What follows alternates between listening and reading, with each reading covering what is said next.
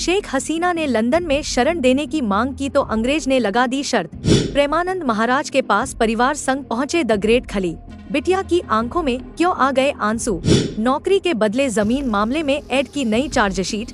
लालू यादव और तेजस्वी के भी नाम। सरकारी बैंकों को 140 करोड़ रुपए का झटका। ग्राहकों को देना पड़ा मुआवजा। जाने पूरा मामला। वेज थाली महीने भर में कैसे हुई 11% महंगी। किन सब्जियों ने बिगाड़ा बजट। बांग्लादेश की निवर्तमान प्रधानमंत्री शेख हसीना के लंदन प्लान पर फिलहाल ब्रेक लग गया है। हसीना को बांग्लादेश में हालात बिगड़ने के कारण सोमवार को प्रधानमंत्री पद से इस्तीफा देना पड़ा था। उन्होंने सुरक्षा की चिंता में बांग्लादेश छोड़ दिया और तुरंत भारत आ गई। भारतीय विदेश मंत्री एस जयशंकर ने आज संसद को इस बारे में ब्रीफ किया।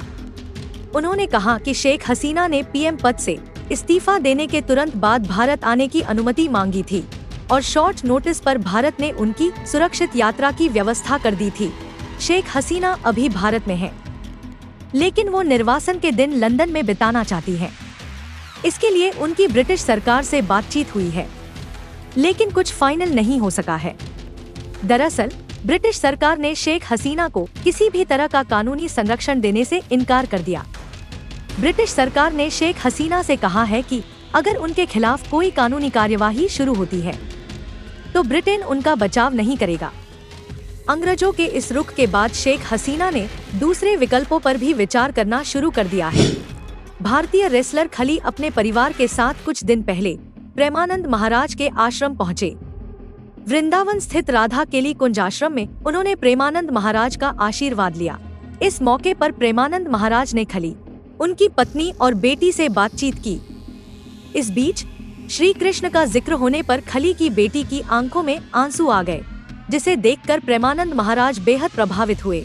उन्होंने खली से कहा कि श्री कृष्ण का कोई अधूरा भजन आपके परिवार में जन्म लेकर पूर्ण होने आया है। आप बहुत नसीब वाले हैं जो ऐसी संतान पाई है।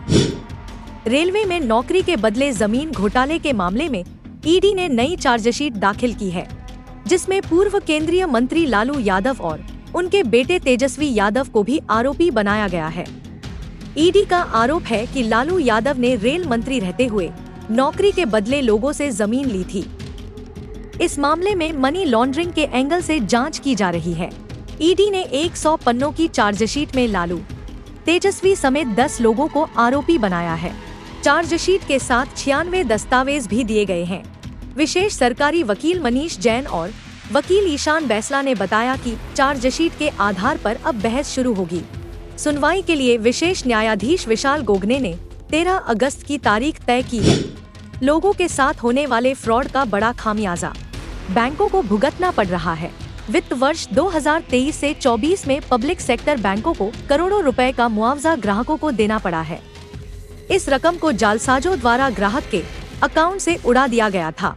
यह रकम पिछले वित्त वर्ष 2022 से 23 के मुकाबले कई गुना ज्यादा है। यह जानकारी मंगलवार को वित्त मंत्री निर्मला सीतारमण ने संसद में दी। बता दें कि अगर किसी बैंक के कस्टमर के साथ धोखाधड़ी करके कोई रकम निकाल लेता है तो बैंक को वह रकम मुआवजे के तौर पर ग्राहक को वापस करनी पड़ती है। हालांकि इसमें कई शर्त होती हैं।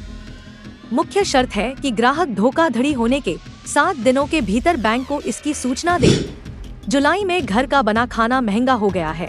शाकाहारी यानी वेज थाली 11% महंगी हुई है। वहीं नॉनवेज थाली की कीमत में 6% की बढ़ोतरी हुई। क्रिसिल की एक रिपोर्ट से इसका पता चलता है। इस रिपोर्ट में बताया गया है कि प्याज, टमाटर और आलू जैसी सब्जियों के दाम बढ़ने से घर के खाने का खर्च बढ़ा है।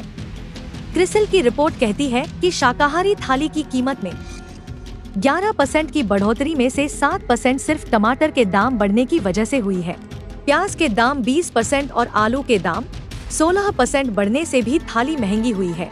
रिपोर्ट में आगे कहा गया है कि जून में 42 रुपए किलो बिकने वाला टमाटर जुलाई में 55% महंगा होकर 66 रुपए किलो बिका।